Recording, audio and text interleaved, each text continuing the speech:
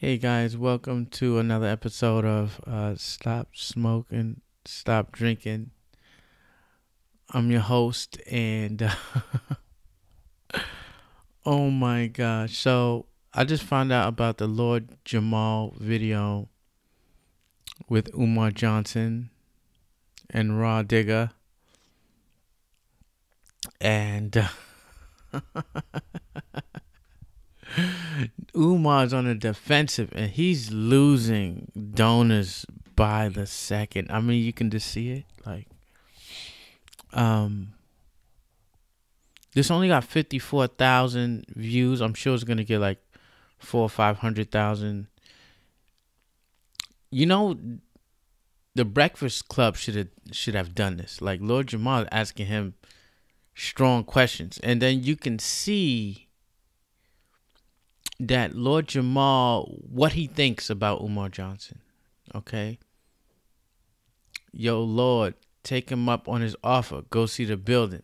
There, go right there. If he don't need no help, why does he need donors?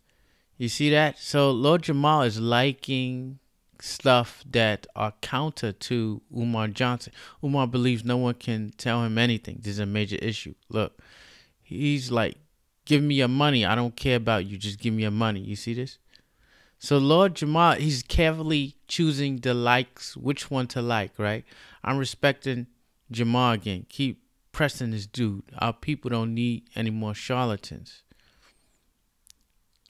Okay, I love that you ask these questions. He isn't being transparent. Transparency is documentation, not words. You're the only radio show asking the real questions. Lastly, he said it takes years to build a school. He's given 6 or 7 opening dates already. The issue is inconsistency. There are videos where he says the HVAC construction people are there. Then next video, he's looking for one.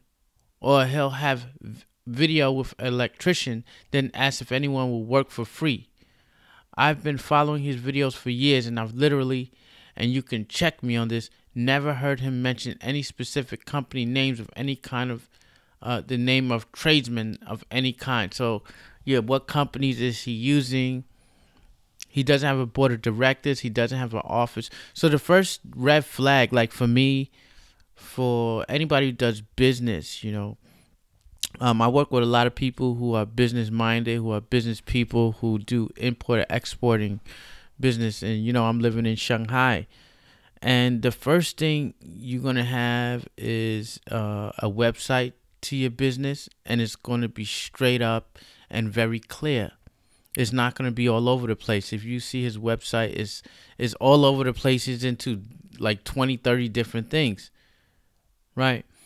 And then the second thing that is very glaring is like for any business person, for anybody doing a business, you must have an office. Now, I've worked with many business people here. They do business at importing, exporting. Even my friends who they're like not starting out, but they're very amateurish in their business. When they have I forgot what you call it, a LLC or something like this, they have an office. There's an office, and if they can't afford which you can't afford an office now, but back years ago when they didn't have these office sharing, like 5, 6, 7 years ago, they would just use their apartment as the office to put on wherever piece of paper or documentation when you're doing business with people, because you have to have invoices, you have to mail invoices to people and do all these kind of things, mail government invoices. Umar never does that. He doesn't have a home even to put his office name on, so everything is from a P.O. box. If you can imagine a P.O. box, all a P.O. box is like when you go downstairs into your apartment building, there's a small box with your little mail in it. That's not an office. Okay, that's a way to scam people and to take money from unsuspecting people. You never see him because Umar shows off a lot. His ego. He's a narcissistic. Okay, so his ego is huge. So do you think a person with a huge ego, they would show you their office? He has never ever showed you any part of an office or anything. There was some kind of like small storage unit that he was sitting down in. He was pretending like it was an office, but actually it was a storage unit. There's the pigsty place that he had. He doesn't have that anymore. That was also a storage unit. I'm pretty sure it was roach infested. To get an office in America these days, like even you get a shared office, that's $500 a month. It only takes $500 a month to get like a small shared office desk space. And what you can do with these things, they're open 24 hours a day. You have access to them 24 hours a day. So if Umar Johnson's embarrassed or he doesn't want people to know that there are other people, that he's sharing the office, he could easily do it at night. Very, very easy. So he'd pay $500 a month, and then he does it at night, and he could say, "Yep, this is the office. This is FDMG." You could put your own like insignia or signature on where your small space is. You can do that. You can put it around the office, because there's many office companies in there. They put their insignia to advertise to the rest of the people that are sharing the office. We call this in China we call it We Plus. They got like, now I'm at another place that's a shared office. I pay like $500 a month. It's nothing, and I don't get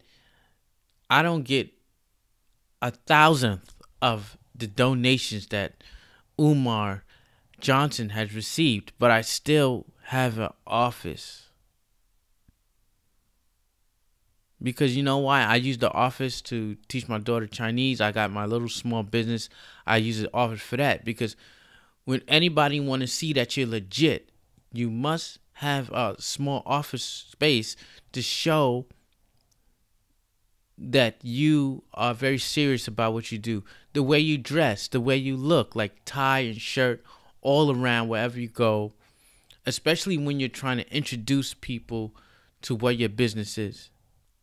Right? Whenever you put videos out, they must be professionally done, because the people you're asking money from, they're going to check your name online. And you have to be pristine, right? Your videos cannot be in portrait mode. I think it's portrait, right? He does all his videos in portrait mode when it should be in landscape mode, right? When it should be horizontal. He does all his videos vertically. He does it very unprofessionally. He doesn't have a videographer. He doesn't have people to represent his company. Anybody that has a company, they have more than one employee. Especially if you're making this is a multi-million-dollar operation. He's already made $1 or $2 million already, and he doesn't have people that work with him. We never met any of the people that work with him. We never met the videographer because he doesn't have any. We never met the landlord of his office, which we don't have to. We just need to know where your office is. If I have a problem and I'm a donator, I need to know a place where to mail your things, not a P.O. box. A P.O. box is something if you're dealing with a scam. Real business people do not deal with P.O. boxes. It's very, very bad. Okay, and people here in China, they know how to set up like these little small businesses, right? Because China is very strict in how you start a business. So a lot of businesses start their businesses in Hong Kong, but at the end of the day, they always have a place to go, like an office, or you could come to my home, in my room. You got something. This guy doesn't have a place to even live. So then you begin to question his reality, because his reality to you is very different than um, the reality that he's projecting to you is very different than the reality that you see, because he's walking around in the streets. I'm sure he's going to be walking around in the winter. He's very narcissistic. Any narcissistic person will show you everything they got. Right when they get it, they will show you. We know he's narcissistic. So if he doesn't have it, he won't show it to you, because he doesn't have it. And you have a bunch of these people who keep feeding him money, and all it's doing is just feeding him so he can survive. Because he can't even afford a $500 a month shared office. This is basic principles of starting a business. You must have an abode. Because if you want those big time donors, he said, I want the NBA donors and all these other kinds of things. So where are you going to meet the NBA donors? Are you always going to go to meet them? What about if they want to mail you a check? You think they're going to mail a check to a P.O. box? They got to mail a check to a business place.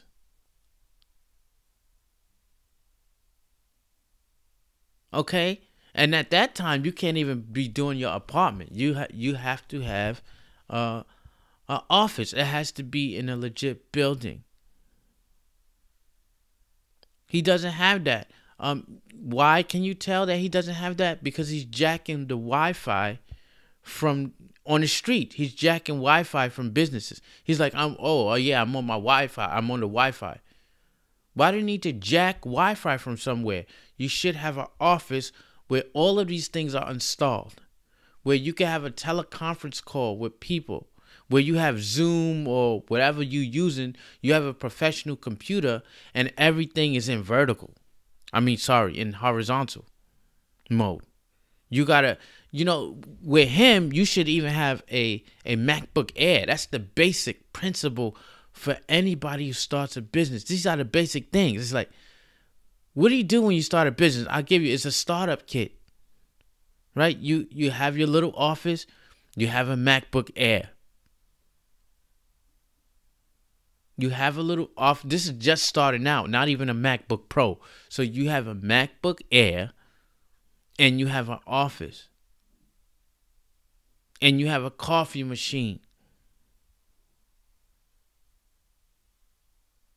and you have these people that give you the mail, that forward you your mail. Where are these people? So they're, and all these dates that he keeps remembering. I just think Umar Johnson is very good at memorizing things. Okay, so he's very good at talking, very good at memorizing things.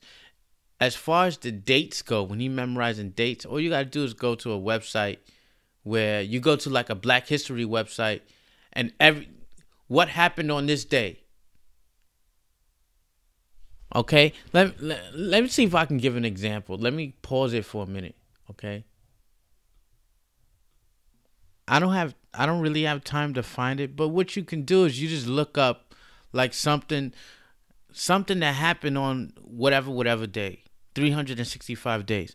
And then you just have it, the app sending you notifications every day. So basically when Umar's saying this happened on this day, this happened on that day, it's because he's getting notifications on his phone saying on this day, this person did this and that and that and this.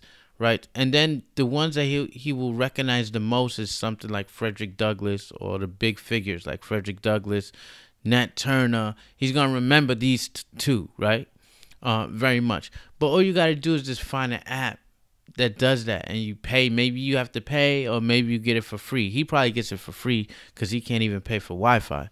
So why does he remember all this? It's not because he's so super proficient in Black history. It's because he's getting notifications and all this other kind of stuff. Now, in terms of the Black Parent Advocate, which is 520 something pages, right? So all of a sudden, he got the book Black Parent Advocate after Leonard Honor was criticizing him on, you don't even got the book out yet. You don't even got this and that and this and that yet, right? And all of a sudden, oh my God, like 2 weeks later, oh, I have the Black Parent Advocate. To tell you the truth, I really believe that Umar Johnson did not write the Black Parent Advocate. Because why do I think that? Why do I think that? And I'm going to tell you why I think that. Some of you may not believe me, but think of this.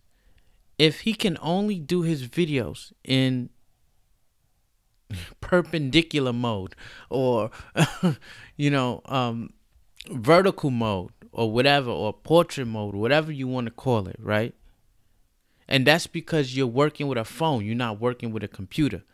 In order to write a book these days, you need to have a computer. You need to type in a computer, okay? When you have a book, you need to type in a computer. You see, Umar Johnson is not very proficient in technology, right?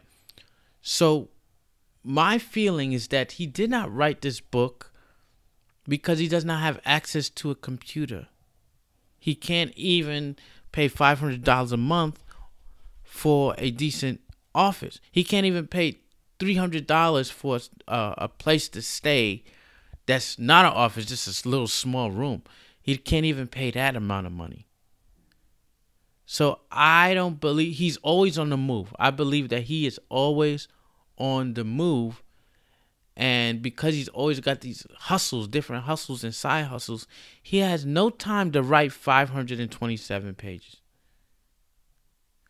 And if he did do this thing, I think the grammar must be horrible. Or somebody wrote it for him and it's hushed up. I do not believe, I'm willing to bet my life on it, that he did not write this book on his own. He did not write this book. He just has no time to do 527 pages. If you try, he's trying to start up a school, right? He's trying to do the shockumentary. He's trying to do the music, whatever that music thing that he was talking about. He's trying to do the NYPBA or whatever. He's doing all these things at once. Do you really think that he has time to sit down and write a book? Listen, I'm a writer. I've written books. I understand the procedure. I understand the mentality that goes into writing. To write anything, you must have an abode. You must have a place to stay. You cannot write a book on your phone. You must know how to use a word processor, which I believe that pretty much Umar doesn't know how to do. He just knows how to post stuff on like Instagram and Facebook. It's a simple operation. Okay. I believe that he doesn't have time to write it because he's hustling, doing all these kinds of stuff. So all the people that just think that he's writing this, that he wrote this book, you really have to think about that. Think about it twice. He has no time to write this book. All those words in there, I really don't believe it. There's some kind of scam going on. 527 pages is a lot. First off, you got to have an editor. You got to pay someone to edit that. You know how much it costs to edit something like that? To edit 527 pages is like $2,000. $2,000 or $3,000 to edit this book. Someone to give him feedback, free feedback. He don't got nobody like that. He could hardly start a podcast. Do you think that he has a wherewithal to write a 527 page book? I'm a writer. It took me like a year just to write like a 150 page book. And I'm a writer. He is not a writer. Okay, so I know for a fact that he did not write this book. He doesn't have the wherewithal. He doesn't have the technology. He doesn't have the equipment. He doesn't have the abode. As a writer, you need an abode. You need a place to stay to write something. You need the time. You need to take, like, If you're gonna write something like that, like 3 to 4 hours a day, and you can't like write a little bit and then stop and then come back like a month later and write more. You have to do it on a consistent basis. And this guy's been pushing this book since like 2014. When does he have time to write as much as he's posting? When does he have time to do that? He does not have time to do these certain things, right? And so everything right now, I believe in my heart, is a scam. It's very easy to tell. I need not show you these things. Just look inside and use logic. There was no book. He was just talking about, yeah, they're going to be a book soon. And then Leonard Arnold got on that ass and was like, there's no book. And he focused on that book for like an hour. Leonard Arnold, one of the videos, he focused on the book for like an hour or like 30 minutes to an hour. And then that's when Umar, all of a sudden there's a book now after like 2 weeks. And my thing is either it's plagiarized from somewhere, he copied and pasted it from somewhere that's plagiarized. That something is up. He did not write that book, or there's something is wrong. I don't know if we'll never know. I'm certainly not gonna buy it because I know it's basically a Nigerian scam. It's basically like these Nigerian scams. You never get what you're gonna pay for. So I don't care who tells me that he did write this book. It's proof. I don't believe it because I'm a writer. I have experience writing, and I know for a fact that Umar did not write that book. This is some kind of scam going on. And if you don't believe me, you believe he wrote that book, I got a bridge to sell you in the Sahara. Okay.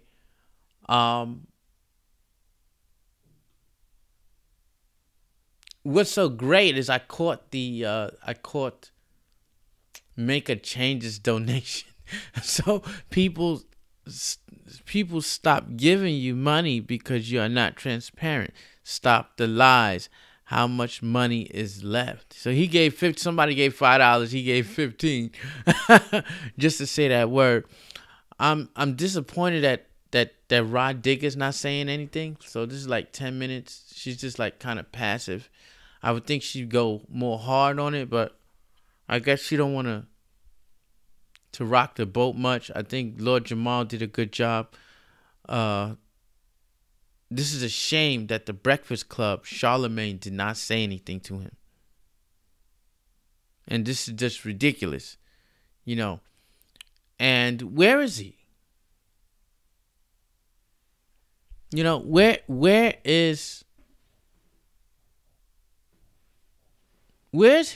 is he now? Where's Umar Johnson now? He got red, black, and green. Is this an office? Is this his mother's house? Because I never seen this before. And I think he did this on purpose because he knows Lord Jamel is a big name, right? And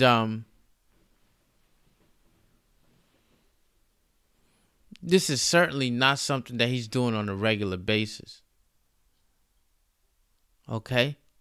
But you have a large part of the black community. They keep giving him chances. And for somebody like me, it frustrates me because I'm very active, like especially on social media, and I got quality and I show the quality in the things I do. And I know it's kind of selfish of me to say this, or it's kind of, I guess it's selfish, maybe insensitive. I don't know.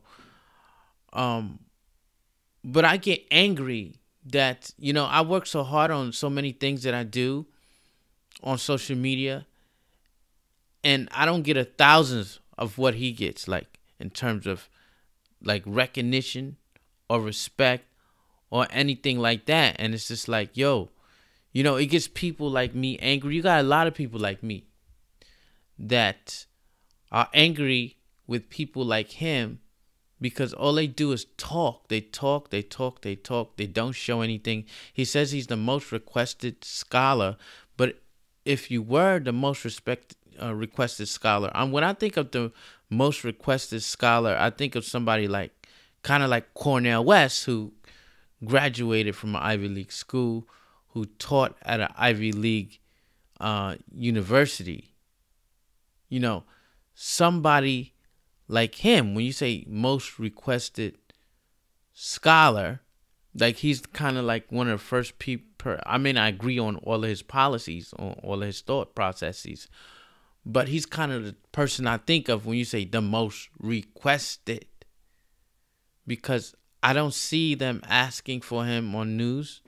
You get these kind of like fly-by-night little websites, and not to diss Lord Jamel, but he ain't,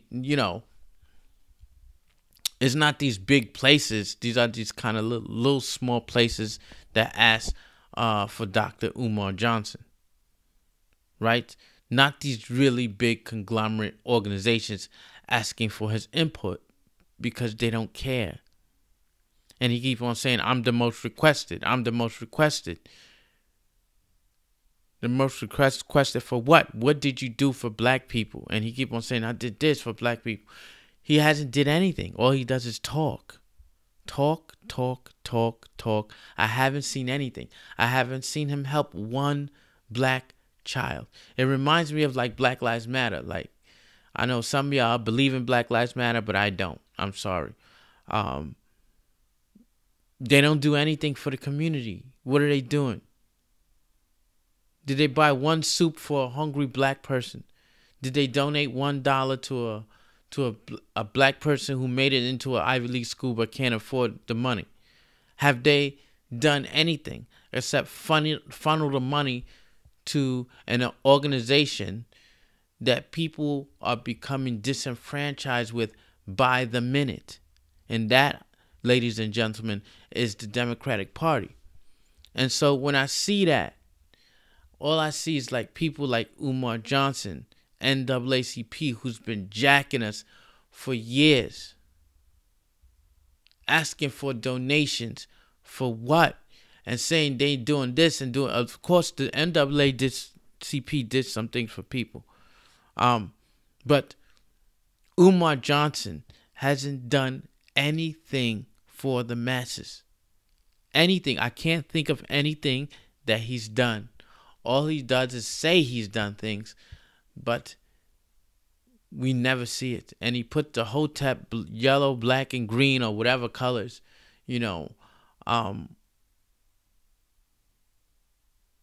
See, when Malcolm X, he actually did stuff for the people because there were these huge organizations that were asking him to come and debate and talk. And you know what? Malcolm X never asked for a dime for any type of donations. Same thing with like Martin Luther King. He was the most respected scholar. He didn't ask for a dime from people with donations. Nothing. And this school. So Umar says, you owe me money for a school that nobody asked for. This is the frustration that I have. Nobody asked for this thing that you claim you're trying to build. Nobody asked for it. So why do you want people giving you donations? Okay, the people that said, yo, you should build a school, Umar Johnson, those people saying that are very few in number. And maybe those are the people giving you the donations. But most black people did not ask for you to build a school. Because the reason why they didn't ask, because you're not capable of doing that. For you because it's not feasible. You cannot maintain a school with donations. It's not possible. In fact, it's it's basically almost impossible. There's a guy that does this, like, but those parents pay tuition. There's another guy, I forgot his name. Like, he's in like New York City. He has his own charter school, right? Very young brother. I'm pretty sure he's getting some grant from the government because he's already proved stuff, right? And it's not donations, it's tuition that they paying for. And his school is not in a dangerous neighborhood. So you buy the cheapest place that you could find. And it's in a horrible area where you have brownfields everywhere with pollution. You got crime. You can see the way the place where it is. You got graffiti everywhere. It's not attractive at all. No one's going to go there. Because first of all, Wilmington, Delaware is a very dangerous place to be. No one wants to put their children in places that are dangerous. Again, no one asks you for this school. It's because the people know you are not capable. And what you should have been doing is just kept with your nickel and diamond kind of things. You know, like, okay, I got this book out. Okay, we're going to make the shockumentary. The shockumentary. You went all in and was just like, yo, I'm going to make a school. And I think he actually thought he could do it. I think his ego thought he could do it. At first, I didn't think it was a scam. I didn't think it was a scam at first. To tell you the truth, I don't think it was a scam at first. I think it was, he got up and he was like, oh, I know. I'm going to build a school. And then it kind of went up from there because his ego would not let him stop. Okay, and now he's in the thick of it. And he knows he can't build this thing. He knows he cannot open this thing. And the excuse is going to be, you niggas didn't help me build it. And I'm here to tell you that us niggas didn't ask you to build this shit. That was your ego that told you to open up this school. And now you're going to have to deal with it. You know, if I was Umar, what I would have done is, you know, you got your $700,000, just go. Leave. Run. You know what I mean? Because you ain't that as famous as you think you are, right? Run. Run to some European country. They won't find you. And you got $400,000 or whatever, you know, $500,000. You dumb for building a school and that people didn't ask for. Okay? And now it's diminishing returns. It's just like, the more interviews that you do like this, the more people are going to see this guy is not about anything. Where's Tacky Tiffany? She don't support you no more. Where are these people that kind of used to support you? What I want to know is, where's your business partner? Where's your board of directors? Where are they? You need to have a board of directors if you're going to have a school. Before you even build the school, you got to have a board of directors. Why don't we know any of their names? When people donate, where is the money going to? What kind of, is it going into a bank account? Cash App is not a professional way to build an organization. This is for people who are in the ghetto who like to collect money. That's what Cash App is for. It's not for legitimate business. It's for people in the ghetto. It's just like freaking Western Union. Like Western Union, if I'm part of a very big company, I'm not going to be like, yo, you pay me on Western Union. That's some ghetto shit.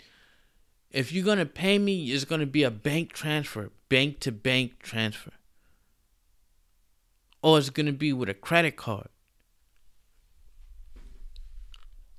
Something that's very professional. Not something that's ghetto, like Cash App, PayPal.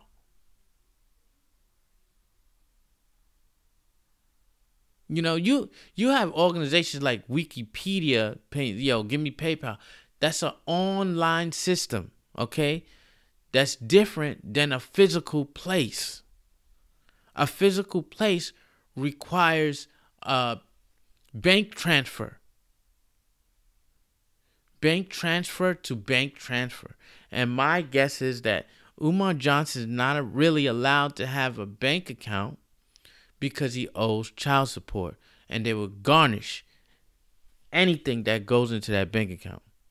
So that's why he does these kinds of little games. He plays these little games. And I would never donate to something like that. And I think people in their right mind wouldn't donate to places like this. Of course, you're going to have them ghetto guys, those ghetto people that just like, oh, yeah, Black Power and all this other crap. But after a while, they're going to run out of money. They're going to stop paying you. Even with this diamond membership, that's just like Patreon. It's a diamond membership till they stop. Till they be like, all right, no more. I can't afford no more. I've been paying for like 6 months. I'm going to stop paying. Something came up. Nothing happening with the school.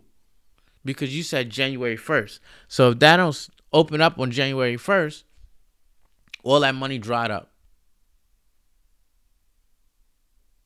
Right? And I think it's just all a big lie. And he's just trying to get a exit strategy, one last cash infusion, like a huge cash infusion.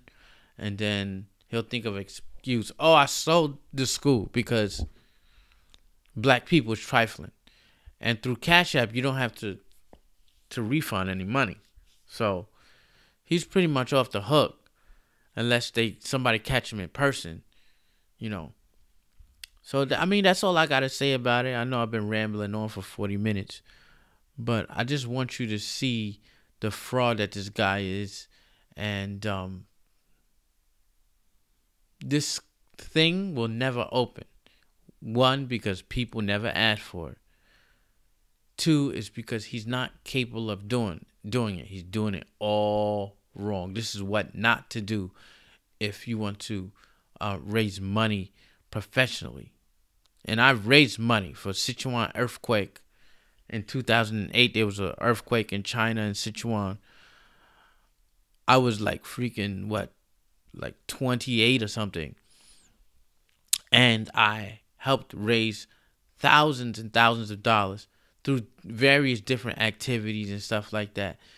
This is not how you raise money for a school. And he would never have the school. He would never get the teachers. There would never be a curriculum. And that's just the way it is. And people with common sense, they know it already. So this is Stop Smoking, Stop Drinking. Hopefully you like and subscribe. I uploaded my album, so hopefully y'all check that out. It packs a lot. It packs a message. You know what I mean? So check it out if you want. And, I'm out. Stop smoking, stop drinking. Stay sharp, people. Stay sharp.